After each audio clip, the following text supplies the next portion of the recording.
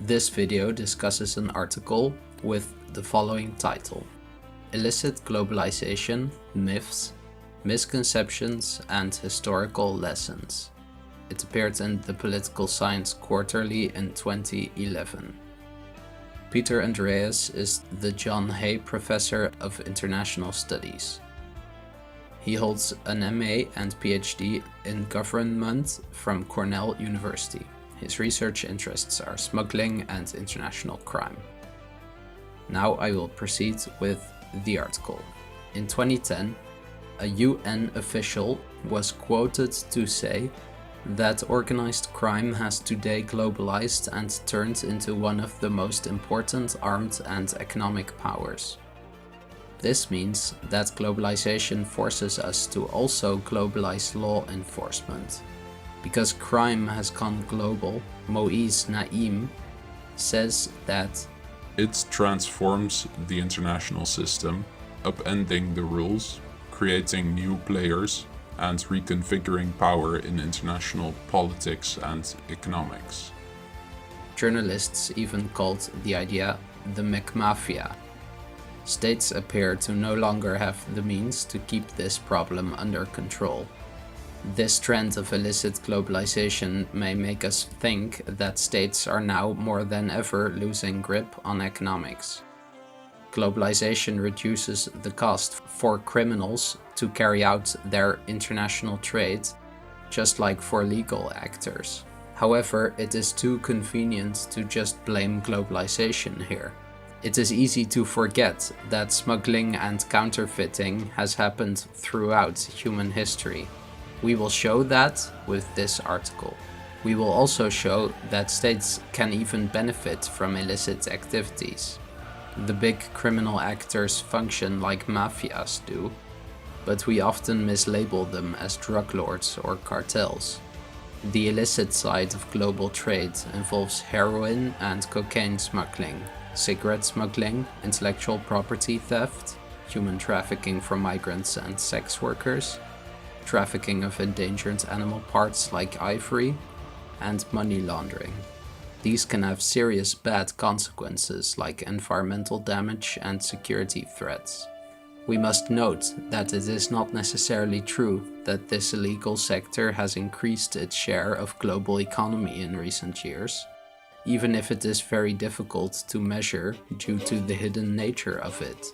The economist Peter Reuter points out that the numbers are often even implausible.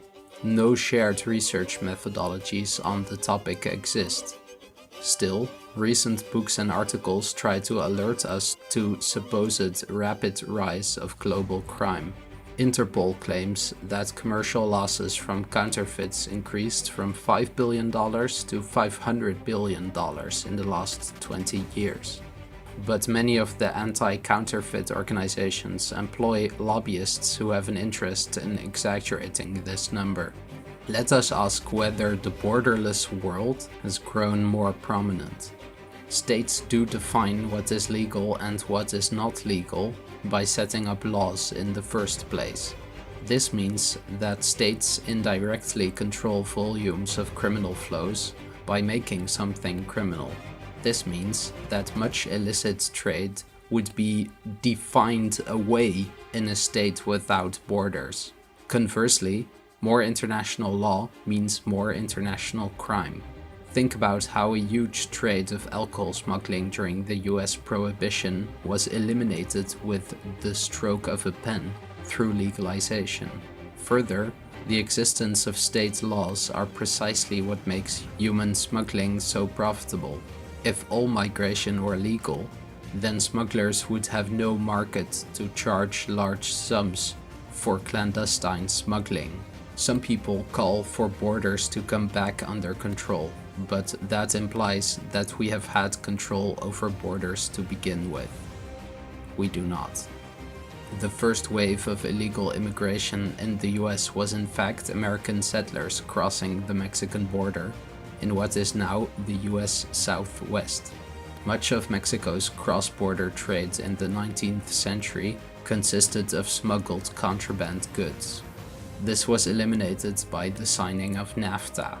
We can also doubt whether the human traffickers themselves are the cause of the modern Mexican human trafficking industry. After all, smugglers are the necessary effect of the domestic demand for cheap Mexican labor. Smuggling has had a long history that did not start after the Cold War. Historian Bernard Bailyn says that illicit trade existed as a pillar of 18th century mercantilist trade traditions. He says that what made this all possible was the mass of illegal trade that bypassed formal constraints. Much of Europe's exploitation of Spain's American empire rested on smuggling, on corruption, on fraud of all kinds, which formed a parallel economy to the legal system. smuggling-related corruption was so normal that manuals were even printed to list the standard bribes given to officials. This was famously the case in American colonial ports before the US gained independence as well. American traders would dodge British tariffs trading various goods. British smuggling of opium into China was well known in the 19th century, which was made official by the British Opium Wars with China. The capacities of states to detect crime have increased in some areas rather than having declined. Safe havens for criminals barely exist anymore, and states have more technical means to keep control, such as the introduction of the passport and fingerprinting scanners. Popular stories about global crime emphasized the role of new technologies, such as the internet, to make crime easier. It does play a role, but likewise, the technical means of states to do police work have also increased with the same technologies. Photography enabled great new means for the state to document criminals, and printing techniques enabled states to check which paper money pieces are real or fake. Wiretapping technologies allowed for incredible long-distance surveillance. In short, technical means aid both criminals and states, but does not change the power balance. But can states even encourage illicit globalization? In history, this happened constantly. Napoleon recruited hundreds of British smugglers to assist French officers to go around the British naval blockade of the European continent. In the present day, leaders of developing countries often acquire illegal money funds, which they award to friends in their circle. In the case of smuggling of nuclear weapons, some countries very deliberately smuggled goods in order to acquire nuclear weapon power. Pakistan is a good example of this. That country wanted to catch up on other world powers, even though it was illegal to spread nuclear weapons under international law. Old Soviet KGB officers would also similarly be able recruits for international criminal enterprises after the collapse of the Soviet Union. This shows how the lines between private and state illegal activities can sometimes become blurry. In terms of intellectual property violations, it is often forgotten how the US participated in this to a great degree in the 19th century.